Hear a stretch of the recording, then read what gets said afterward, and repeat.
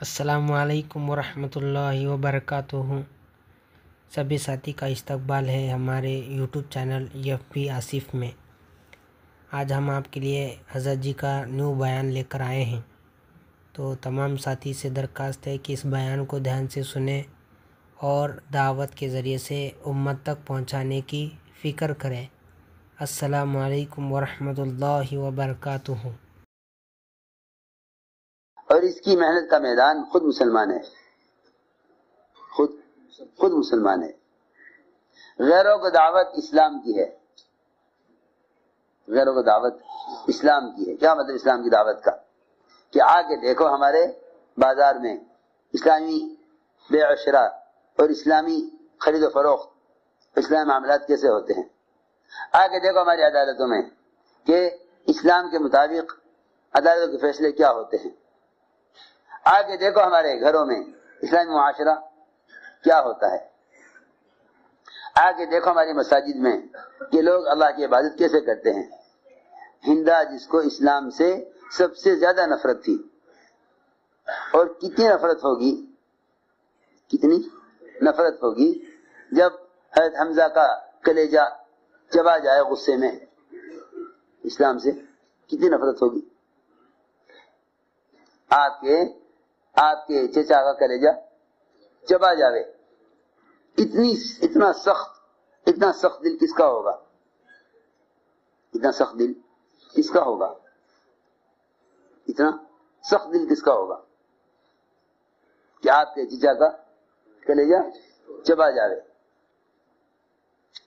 یہ انتہائی سختی کی علامت ہے، انتہائی سختی کے۔ آدمی قتل کر کے ٹھنڈا ہو جاتا ہے، لیکن وہ اس پر بھی کافی نہ ہوا، بلکہ سینہ پھاڑ کر کلیجہ نکال کے چبایا۔ جب اتنے سخت دل عورت کو، اللہ اکبر، فتح مکہ کی رات کی عبادت صحابہ کی، فتح مکہ کی رات کی عبادت۔ آج مسلمانوں کو اگر دنیا میں مادی لائن سے کوئی کامیابی مل جاتی ہے تو ناچتے ہیں سڑک پر کہ ہمیں یہ کامیابی حاصل ہو گئی۔ اگر ان کے غیروں سے مطالبات میں سے کوئی مطالبہ پورا ہو جاتا ہے تو یہ ناچ گانے سے خوشیاں مناتے ہیں۔ صحابہ کرام مکہ مکرمہ میں فاتحانہ داخل ہوئے۔ فتح مکہ کی رات میں صحابہ میں ایک بھی مسجد حرام میں سونے والا نہیں تھا۔ سارے صحابہ ایسے اجتماعی طور پر عبادت میں مشغول تھے کہ ہندا یہ منظر دیکھ کر مسلمان ہو گئی، منظر دیکھ کر مسلمان ہو گئی۔ ابو سفیان نے کہا بھی یہ کیا ہوا، تو اسلام سے بڑی سخت نفرت کرتی تھی، اسلام کے بڑی سخت خلاف تھی۔ اب ہندا نے کہا اے ابو سفیان، تو نے وہ منظر نہیں دیکھا رات کے صحابہ کے رونے کا اور اللہ کے سامنے شکر ادا کرنے اور اللہ کی عبادت کا جو منظر میں نے دیکھا ہے، تو نے منظر نہیں دیکھا۔ صحابہ ایسے مجتمع تھے عبادات پر کہ اس ماحول میں آنے والا کافر نماز پہلے پڑھ لیا کرتا تھا، اسلام بعد میں قبول کرتا تھا، اسلام بعد میں قبول کرتا تھا۔ واصل بن اسقع رضی اللہ عنہ نے اسلام پہلے قبول کر لیا، اسلام لائے نماز پڑھنے کے بعد۔ اس زمانے کا مسلمان اسلام میں پیدا ہو کر بھی نماز نہ پڑھے، اس زمانے میں غیر مسلم اسلام لانے سے پہلے ہی نماز پڑھ لے۔ واصل بن اسقع رضی اللہ عنہ نے نماز پہلے پڑھی، نماز پہلے پڑھی، اسلام بعد میں قبول کیا۔ آپ صلی اللہ علیہ وسلم اپنی مسجد میں آنے والے ہر نئے آدمی کو اچھی طرح جانتے تھے۔ ہماری مسجد کی جماعتوں میں ایک بیماری یہ پیدا ہو گئی کہ وہ اپنے متعلقین کو جانتے ہیں، غیر متعلقین کو نہیں جانتے۔ حضور اکرم صلی اللہ علیہ وسلم محراب میں تھے، واصل بن اسقع آخری صف میں تھے، ساری مسجد بھری ہوئی ہے، آخری صف میں واصل بن اسقع ہیں۔ آپ نے تمام صحابہ میں محراب سے آخر سے بیٹھنے والے نئے آدمی کو پہچان لیا کہ یہ آدمی نیا آیا ہے۔ آپ خود اٹھ کر تشریف لے گئے ان کے پاس، یہ نہ فرمایا کہ ان کو ہمارے پاس لے کر آنا، ان کو ہمارے پاس یہ نہ فرمایا ان کو ہمارے پاس لے کر آنا، آپ خود اٹھ کر گئے، آخری صف میں بیٹھے ہوئے تھے واسم اسقا، کیسے آنا ہوا کہ اسلام قبول کرنے کے لیے آیا ہوں؟ آپ نے خود جا کر دعوت دی۔ میں عرض کر رہا تھا صحابہ عبادات پر ایسے مجتمع تھے کہ اگر کوئی اس ماحول میں آتا تو یہ نہ سوچتا تھا کہ پہلے تو میں مسلمان ہو جاؤں پھر نماز پڑھوں گا، کہ اجتماعی عمل میں صحابہ کے ساتھ شریک ہو گیا۔ صحابہ اجتماعی نماز پر ایسے جمع تھے کہ اسلام قبول کرنے سے پہلے ہی کافر اس ماحول میں آ کر نماز پڑھ لیا کرتا تھا، اسلام بعد میں قبول کرتا، اسلام بعد میں قبول کیا، پہلے نماز پڑھ لی۔ میں عرض کر رہا کہ اصل بات یہ تھی کہ صحابہ کو ایمان کی طرف لاتے تھے، صحابہ کو ایمان کی طرف لاتے تھے، کیونکہ اللہ کا حکم ہے یا ایھا الذین آمنوا آمنوا، اے ایمان والو تم ایمان لاؤ۔ علماء نے لکھا ہے اس کا مطلب یہ ہے کہ اے ایمان والو اللہ کے رسول کی اطاعت کرو، اللہ کے رسول کی اطاعت کرو، کیونکہ ایمان سراسر اطاعت کا نام ہے، ایمان سراسر اطاعت کا نام ہے، کہ ایمان سراسر اطاعت کا نام ہے۔ فرمایا اے ایمان والو ایمان لاؤ، ایمان لانے کا حکم ایمان والوں کے لیے، ایمان لانے کا حکم خود ایمان والوں کے لیے۔ فرمایا اے ایمان والو تم ایمان لاؤ۔ صحابہ کرام ایسے ایمان لاتے کہ وہ مسجدوں میں ایمان کے حلقے قائم کرتے اور صحابہ سے ملاقاتیں کر کے کہتے کہ آؤ تھوڑی دیر کے لیے ابر پر ایمان لے آویں۔ اور بیل آئیکن کو پریس کرنا نہ بھولیں یہ صحابہ کے تاکہ ہر ایمان کی تقویت کا اصل طریقہ تھا، تک پہنچتی رہے۔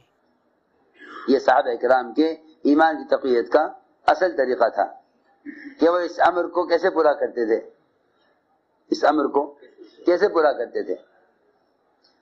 صحابہ سے ملاقات کر کے کہتے کہ آؤ میرے پر ایمان لاویں۔ کیا مطلب ہے ایمان لانے کا؟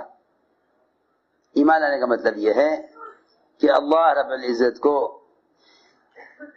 اللہ کی تمام صفات میں ایسا مانو جیسا وہ ہے، اللہ کو ایسا مانو جیسا وہ ہے اپنی ذات و صفات میں، اس کو اللہ پر ایمان لانا کہتے ہیں، کہ اللہ پر ایسا ایمان لاؤ، اللہ کو ایسا مانو جیسا وہ ہے اپنی ذات و صفات میں۔ اس لیے انبیاء علیہ السلام نے آ کر سب سے پہلے اللہ کی توحید کی آواز لگائی، جتنا بھی اللہ کا غیر ہے اس سب کا انکار کیا انبیاء علیہ السلام نے آ کر، جتنا اللہ کا غیر ہے اس سب کا انکار کیا، جتنا بھی اللہ کا غیر ہے اس سب کا انکار کیا قدرت کے مقابلے میں۔ دیکھو سنو غور سے، جب اللہ کے ما سوا کا انکار کیا تو قومیں انبیاء علیہ السلام کے مقابلے پر آئیں، قومیں انبیاء کے مقابلے پر آئیں، اس لیے کہ انبیاء علیہ السلام اور قوموں کے درمیان اور صحابہ کرام اور مشرکین کے درمیان جو اصل جھگڑا تھا وہ اللہ کی توحید کے بیان کرنے پر تھا، اللہ کی توحید کو بیان کرنے پر۔ عبادات پر کوئی جھگڑا نہیں ہے، آپ جتنی چاہیں انفرادی عبادت کریں، سو ابھی ہم آج بھی یہی بات ہے، آج بھی یہی بات ہے کہ سارا جھگڑا توحید کے بیان کرنے پر ہے۔ اغیار یہ چاہتے ہیں کہ تم بھی ہمارے ساتھ مل کر وہ نعرہ لگاؤ جو ہم لگا رہے ہیں، اغیار چاہتے ہیں آپ بھی ہمارے ساتھ مل کر وہ نعرہ لگاؤ جو ہم لگا رہے ہیں۔ توجہ سے بات سننی پڑے گی۔ اغیار چاہتے ہیں آپ بھی ہمارے ساتھ مل کر وہ نعرہ لگاؤ جو ہم لگا رہے ہیں۔ مسلمان یہ سوچے گا کہ اگر ان کی کسی بات میں تھوڑی سی شرکت کر لی جاوے اور آپس کا جھگڑا ختم ہو جاوے تو کیا حرج ہے؟ سنا توجہ سے بات. اگر ان کی بات کو تسلیم کر لیا جاوے اور جھگڑا ختم ہو جاوے تو کیا حرج ہے؟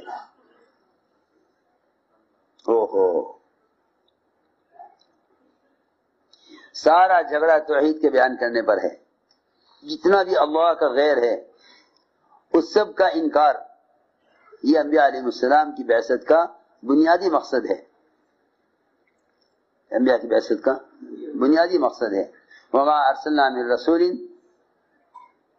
الا نوحي اليه وما ارسلنا من قبلك من رسول الا نوحي اليه انه لا اله الا انا فاعبدون. کہ ہم نے جو رسول بھی بھیجا ہے اس کو ہمیں لا الہ الا اللہ کی وحی کی ہے. جتنا بھی اللہ کا غیر ہے اس سب کا انکار کرنا یہ انبیاء علیہ السلام کی بعثت کا اصل مقصد ہے.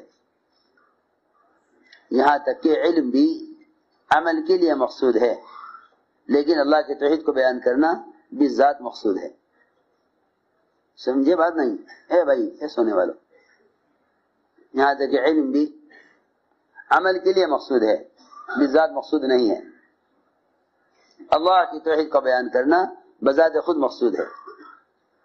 علم سے فراغت ہو جائے گی، علم سے فراغت ہو جائے گی لیکن اللہ کی توحید کو بیان کرنے سے مومن کو فراغت نہیں ہے. علم سے فراغت ہو جائے گی کیونکہ احکام محدود ہیں، احکام محدود ہیں، ان سے متعلق علم بھی محدود ہے. جی ہاں، نماز کا علم، زکوٰۃ کا علم، حج کا علم، روزے کا علم، یہ سارے علوم محدود ہیں کیونکہ دین کے احکام محدود ہیں. ان سے متعلق علم بھی محدود ہے.